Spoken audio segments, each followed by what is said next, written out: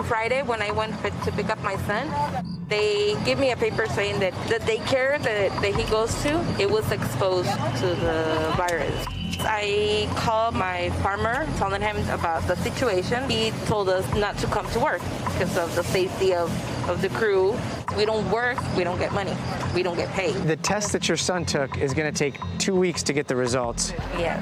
And you might not be able to work for those 2 weeks? What's that going to do for paying the rent? Exactly. It's going to be a stress. Talking to that family, they're doing the right thing. They reported their case. They told the farmer that they were potentially exposed, and it's just, they're getting screwed. In California's Central Valley, there are two fears among the essential workforce that helps provide a quarter of the nation's food supply: the fear of COVID-19 and the fear of losing their entire livelihoods from coming into any contact with someone who's been exposed. What's your biggest worry about COVID-19? Getting infected. My family, my coworkers, everyone. You're going to see more mortality in these areas.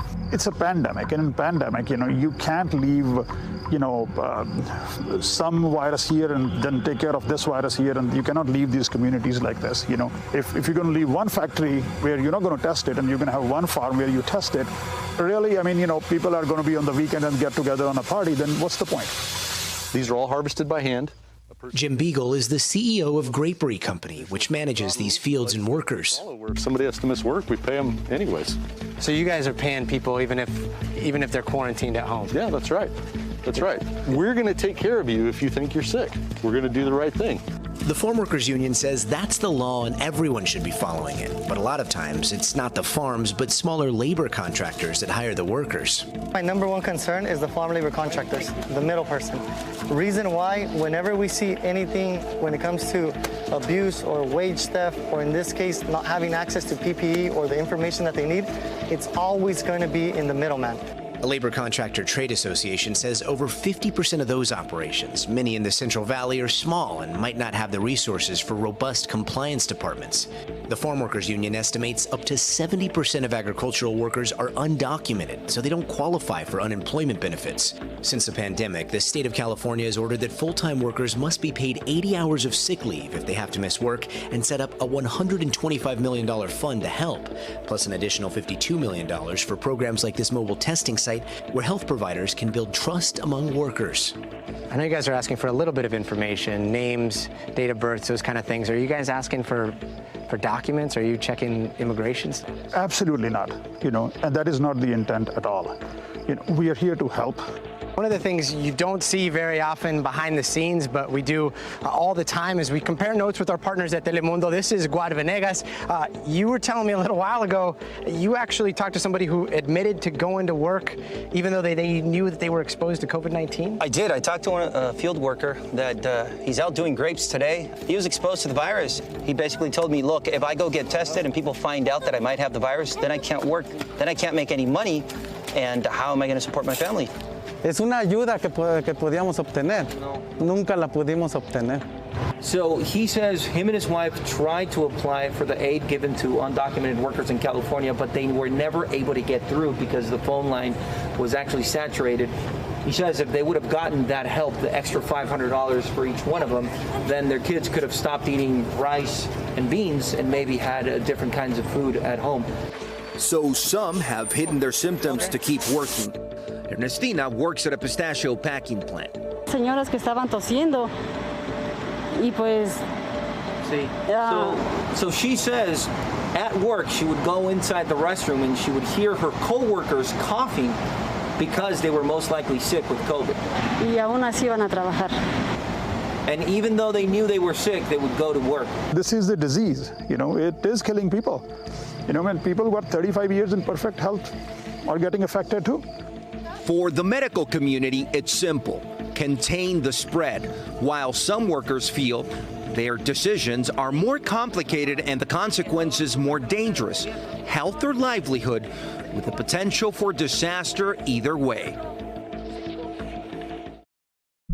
Healthcare healthcare workers of color are twice as likely to get COVID-19 as their white coworkers. That's according to a new study from Harvard Medical School. Internal medicine physician and NBC News medical contributor Dr. Lippy Roy joins me now. Dr. Roy, always great to see you. Tell us what this study found. Why are black healthcare workers more likely to get the virus?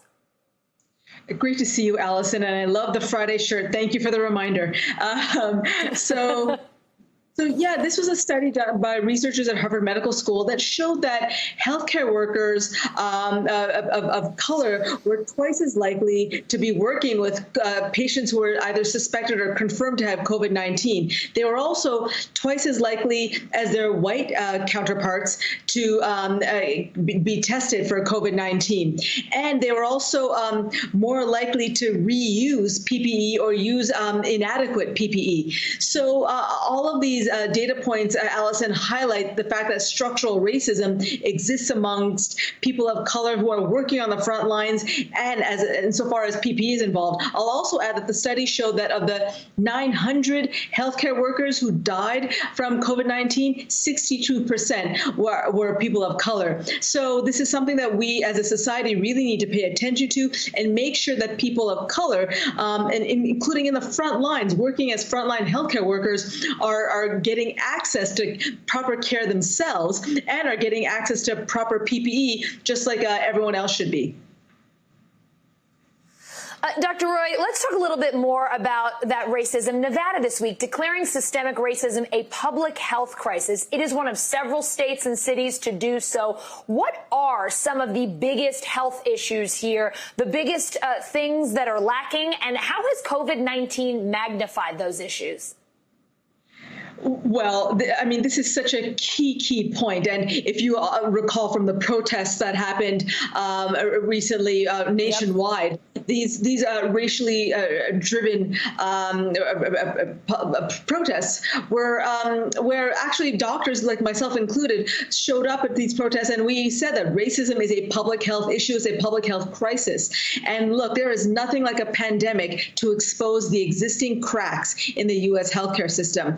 This was an epidemic well before COVID-19, where Black, Native American, and Hispanic Americans were less likely to get the care that they needed, were more likely to die from chronic illnesses such as heart disease, diabetes, cancer, stroke, Alzheimer's, and a lot of issues are underlying that.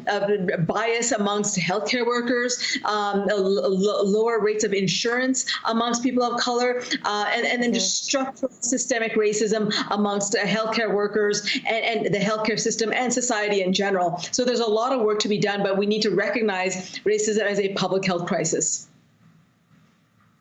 Yeah, that is a long list of serious issues, Dr. Roy. I want to play a clip of Liz Plank. She's host of Positive Spin on NBC News Think. She's been reporting on this issue. Here's what she said. There are 1.5 million missing Black men in America due to mass incarceration and health disparities in policing. There's also a health crisis when it comes to Black mothers. Black mothers are up to 6 times more likely to die in childbirth than white mothers. Black women in Washington, D.C., in our state capital, have a maternal mortality rate that is twice as high as women in Syria. Black trans women, just in July, in 9 days, 6 Black trans women have been found dead. And so there is a public health crisis for Black people in this country. Given, Dr. Roy, the ways that COVID-19 is disproportionately affecting Black Americans, let's talk about the importance of making sure that Black Americans are involved in clinical trials and are part of our research as we try to come up with a vaccine and a way to deal with the coronavirus. So clinical trials is absolutely one key way that we can better address the needs, the unmet needs, healthcare needs of Black Americans. Remember, most clinical trials traditionally, who do they use in their trials? White men. And so it's not really reflective of women. It's certainly not reflective of women of color or people of color in general. So clinical trials is one mechanism, but another is the outreach that we do needs to be targeted to communities of color. Let's engage local community leaders. Let's engage the faith communities, church, barbershops, local stores. Let's make sure that we have after-school programs, education, job training, and childcare. Many of the men and women in these communities work multiple jobs. So we need to have targeted messaging and outreach and education for these communities. Dr. Roy, I can't let you go today without asking you about schools. Today, New York Governor Andrew Cuomo gave New York schools the go-ahead to open this fall, but he is leaving it up to the school districts to decide what's best for them, to figure out the plan. What are your concerns here, and what do you want to see in these districts' reopening guidelines? Yeah, so really important issue right now, especially as it's now August, September is rolling around.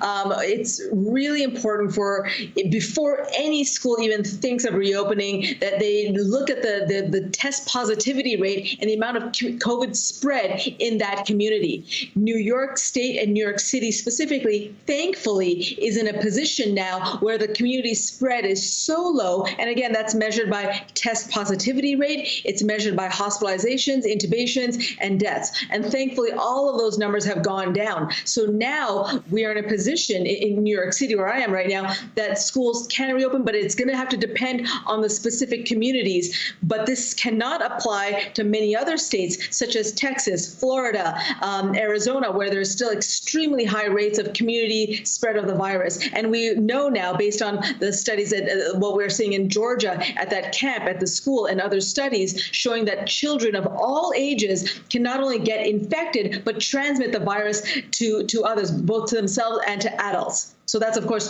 concerning to adults and grandparents and uncles and aunts that are living in the home and in those communities where the children are living. Dr. Roy, educators and administrators in New York have a whole lot to be thinking about over the next few weeks. Thanks so much for your expertise and advice. Have a nice weekend. You too. Bye, Allison. Hey, NBC News fans, thanks for checking out our YouTube channel. Subscribe by clicking on that button down here, and click on any of the videos over here to watch the latest interviews, show highlights, and digital exclusives. Thanks for watching.